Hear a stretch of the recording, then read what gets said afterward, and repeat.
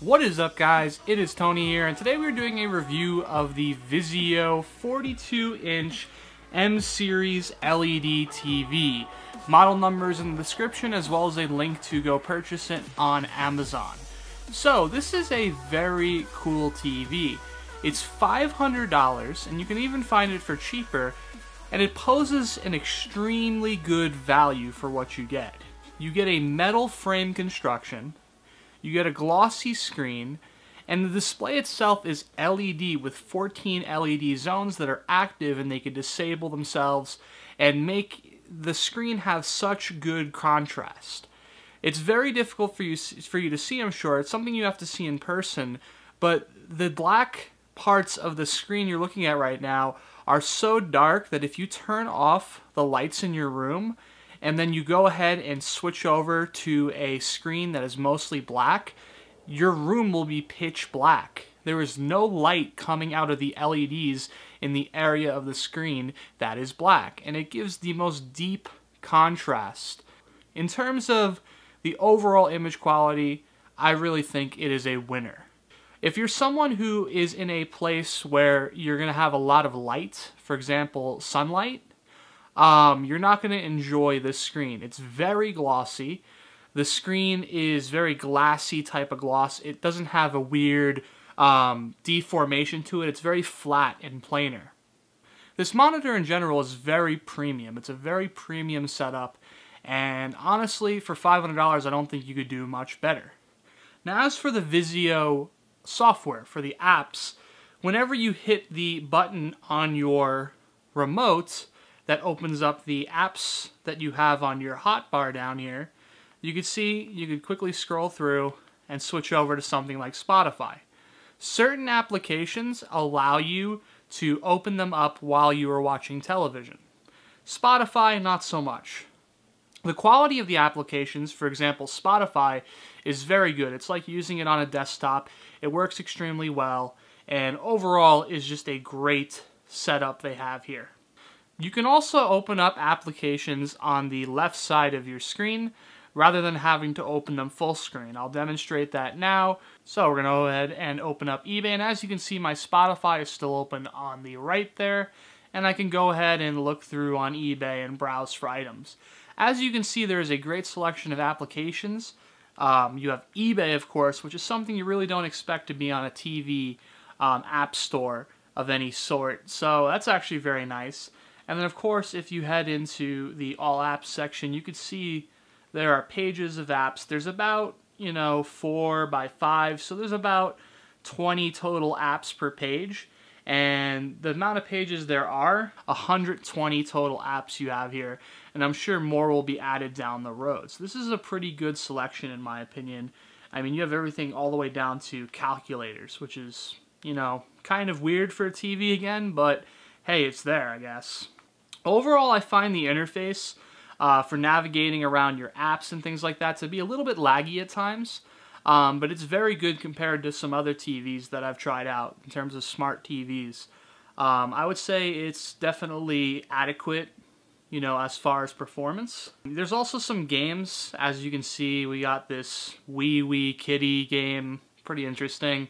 A pool game, which is interesting as well. So you can actually play games right on your television without needing a sort of console like I've been demonstrating with the Xbox One.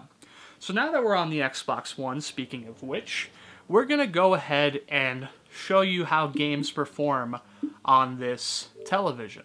So we have Forza Motorsports 5, and I got to admit, this TV has 240 Hertz of refresh rate, and I'm doing terrible because I'm not paying attention, sorry. 240 Hertz of refresh rate, and does a great job of capturing motion and displaying it to you. There's a bit of motion blur aid you can add on to the display to make it better. I'm actually going the wrong way here, so I'm probably going to get hit. Yep, I got hit. Harsh accident there. So yeah, there is actually a bit of motion blur you can add on to your display if you'd like that to be there. It's up to you if you want it. And all around, the colors, once again, the contrast of this display is superb. The colors really pop on the car here. And all around the blacks, very deep, very dark, very good contrast. The resolution is 1080p on this display. And in terms of how that performs is pretty good. There's a bit of aliasing problems on this game, but I think that's mostly because of the Xbox One not being able to alias too well. Anti-alias, that is. But 1080p looks great.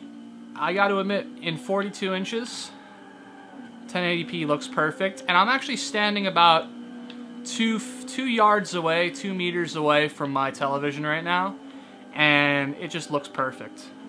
This is definitely a TV that you could get pretty close up to and still enjoy its resolution without going to 4K. So yeah, this is a great gaming TV. I mean, if you're into movies, sure, this is a great TV, but as far as gaming, this is actually a fantastic gaming TV. Now, I'm listening to the speakers right now while I hear the engine of this McLaren, and the speakers sound great. Very rich, very good dynamic range. I was actually very surprised. Usually whenever I buy a TV or, you know, play with a TV, I always find the speakers aren't that great. The built-in speakers, that is. But Vizio's done a good job at creating a speaker that has good bass, good treble, and all around just has good range. I mean, you really get a good, crisp range of sound. And when you're listening to music, it doesn't sound flat at all. It has a good, dynamic range of sounds. Would I say it's loud? It is very loud. It can get extremely loud. Right now, it is running at, I believe, 1/10 maybe of its volume range, so it's very quiet in terms of the volume, but it's still pretty loud right now even. I could hear it pretty clearly right now. Let's go ahead and check out how this TV's speakers sound. I know it's not going to translate well into the camera. You guys aren't going to be able to hear this that well, but I'll give it a shot. I'm going to go ahead and head into Spotify. Okay, so we got some music here playing. Monster Cat Noise Storm Breakdown. I'll leave a link in the description as I mentioned earlier. Now you probably can't hear it too well. Let's turn up the volume.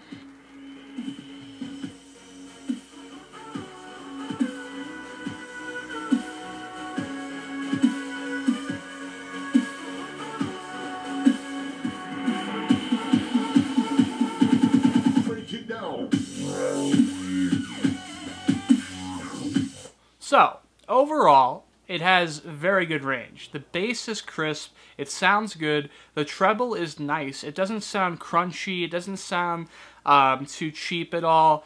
None of the sounds really peak and make weird noises at all. It has a very good controlled range of sound, and even when you get towards 75 volume, which is very loud by the way, it's to the point where you probably don't want it that loud, it still sounds good. Some speakers tend to start falling apart once you get above 50% volume and start to have all sorts of peaking and all sorts of problems with their sound. But this sounds really good, especially for a built-in TV unit. It's so good that I'd actually think that in a small room situation, it really wouldn't be worth buying a speaker system. All around, I really love this TV. Just looking at this Spotify app right now, it's a well laid out app, it looks beautiful, and the album art and the way the colors look is great. I mean, the quality of this entire setup is impressive to say the least. Overall, there's only one big complaint I have about this TV, and it's actually something so minor. It's the remote control. So, here is the remote control. Looks pretty nice. It's not that bad. It has a great gloss inside of the buttons there. I really like the design of it. Good layout, looks premium. It's plastic, of course, but it's still pretty good, okay? And on the back, boom, you have a keyboard. Keyboard is extremely good. It feels great, the layout is great, it works great. The only problem I have with this is there's a backlight on the keyboard. The backlight on the keyboard is bright, looks good at night, just like it should, and it works great.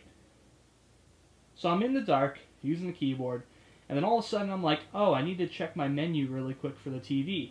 I flip it over, I can't find my menu. There is no backlight on the front of the remote, which I find to be a really weird decision. I was scratching my head just wondering why they did that, and I really can't come up with an answer.